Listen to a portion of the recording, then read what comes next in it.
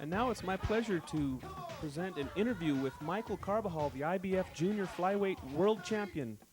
Michael Carbajal, who recently came to Albuquerque to headline a boxing show here at the Tingley Coliseum, has agreed to do an interview with me, and it's my pleasure to present to you Michael Carbajal. Michael's nickname is the Little Hands of Stone, Las Manitas de Piedra. His height, 5'3", his weight, 108. His pro record right now is 24-0 with 13 knockouts. He had a great amateur career, and of course he was the '88 Olympic silver medalist. Most people felt he should have been the gold medalist, and most people feel he got robbed actually there, but he's proud of that silver medal. He's currently the IBF Junior Flyweight Champion of the World. He's in everybody's top 10. He's trained by his brother Danny Carbajal. Michael's from Phoenix, Arizona. His future ambitions to unify the flyweight division, and by doing so, probably that means a showdown with Scotty Olsen. Okay, joining me now on the 8-Count Boxing Hour, it's a real pleasure to have here in Albuquerque the Junior Flyweight Champion of the World, Michael Carbajal. Michael, thanks for joining us. Okay, we're going to ask Michael a few questions here. This is being taped here on April 24th, and it's a few days before the big show here in Albuquerque at Tingley Coliseum. Michael, your opponent, do you know anything about him, the man you're going to face this Thursday night? No, not at all. I don't know anything about him. Nothing at all. I haven't seen any tapes on him or anything. But you know, it's I've been used to that, so I'll go in there and just see what happens. And, I'll take it from there.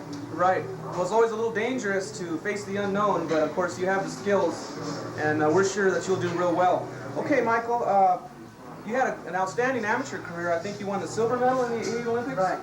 And would you say that your amateur background, has that really been a help to you as a professional? Oh, sure. The amateur background gives you a whole lot of help. It helps you deal with the media. It helps you deal with a lot of things, with pressure.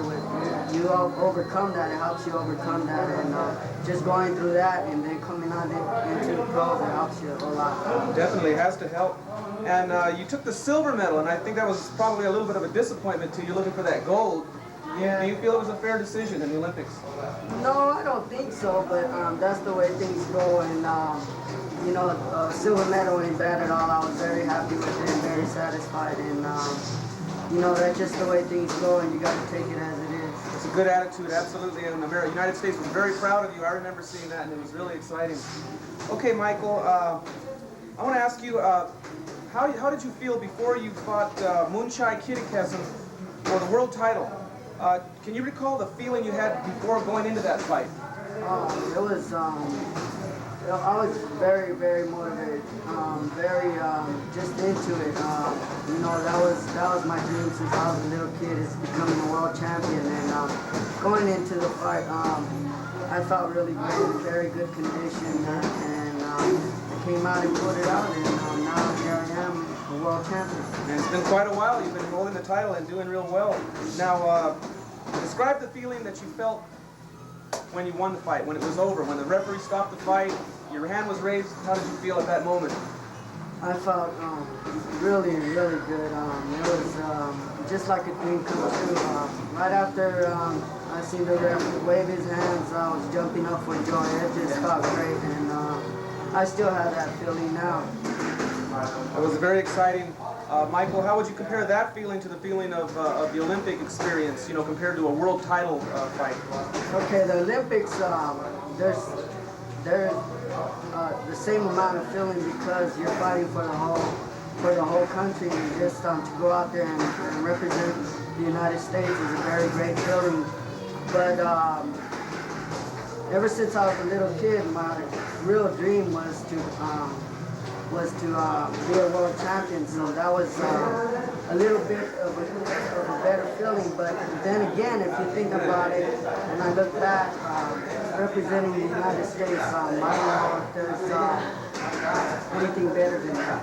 It had to be. Boy, I tell you, that's something else. A record of approximately 98-8 as an amateur. Currently 23-0 with 18 knockouts.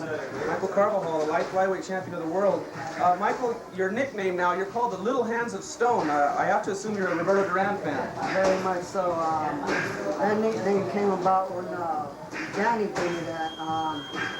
You know, when we used to spar, Danny used to spar with me when I was younger, and you know, we used to play around and stuff. And one time he was just, there was two fighters that we really looked up to, and that was Alexis Arguello and Roberto Duran. And Danny was acting as if he was Arguello, and he was acting as if I was Duran. You know how you commentate. Yeah. And he was boxing at the same time, and he just came out with Manita de Tierra. Yeah. He just stood there. Yeah, well, that's an excellent nickname. I think everybody really likes that.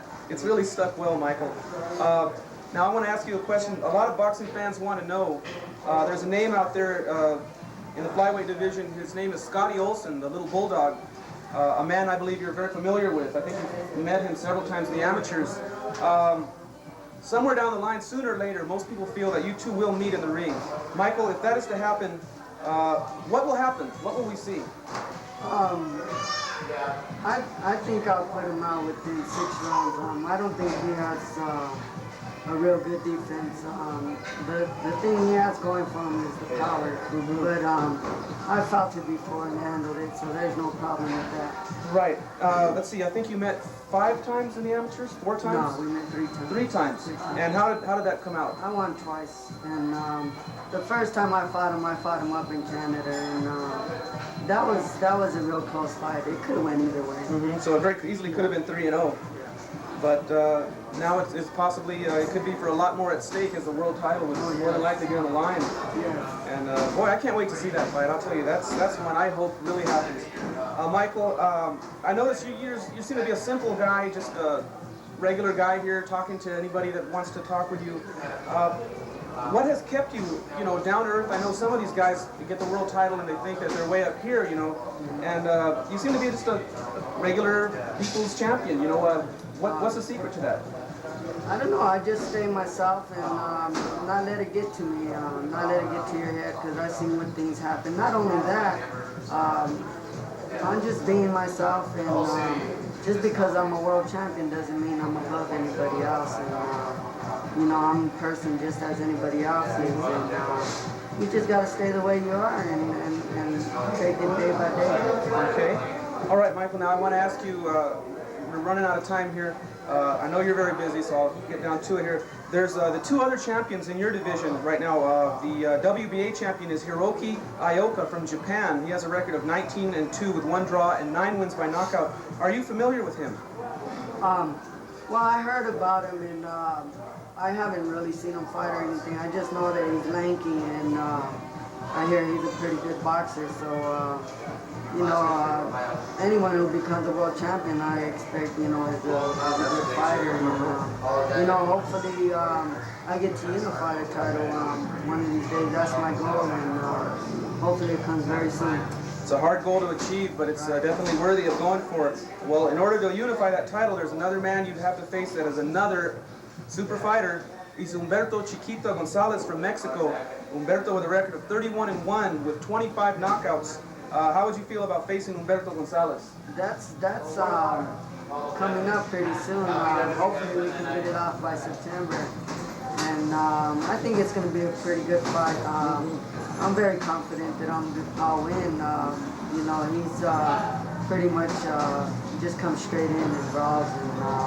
But it's going to be a tough fight. I don't expect an easy fight. Yeah. Again, then you would say Humberto Gonzalez would be similar in style to Scotty Olsen, relying on the power? Okay, Michael. Now, have you sparred with any of the local fighters here in Albuquerque? Let me name one young man, Danny Romero Jr. Have you worked with him before? Yes, I worked with Danny in '89. He came down to Phoenix and he trained with us back in the backyard. And I was very impressed with Danny. I think he's going to be an outstanding fighter.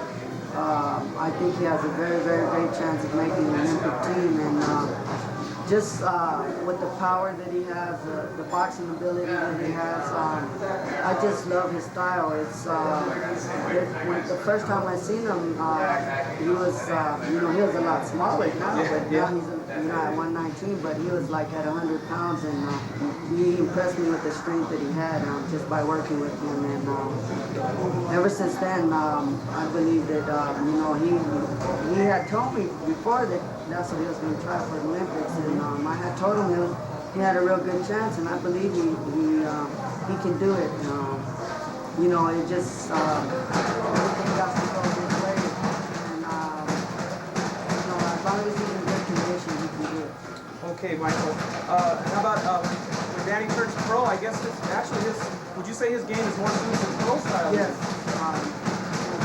first time I seen him, he's more suitable for the pro than the amateur, and I think he's going to be a world champion because of the style that he has. Okay, now I got two more questions to ask you, Michael. Danny Carbajal is here joining us. This is Michael's brother. Okay, now one last question. I want to mention a name, a young man who looks like he will be going to the Olympics or has a good shot at it. I believe you faced him in the ring. They call him Small World. This is Eric Griffin. What can you tell us about Eric Griffin? He's a pretty good fighter, pretty strong fighter, and he's doing really good. And I believe he's going to go ahead and the way he's been going and go on and win trials and go on to the Olympics. And hopefully he does very well and turn professional and come up, because that would be a big fight for him. He would end up winning the gold medal and staying in the flyweight division and competing pro. Absolutely, that'd be another name to add to the long list of challengers for the wonderful champion Michael Carbajal, Las Manitas de Piedra. Michael, thank you so much for giving your time. I really appreciate it.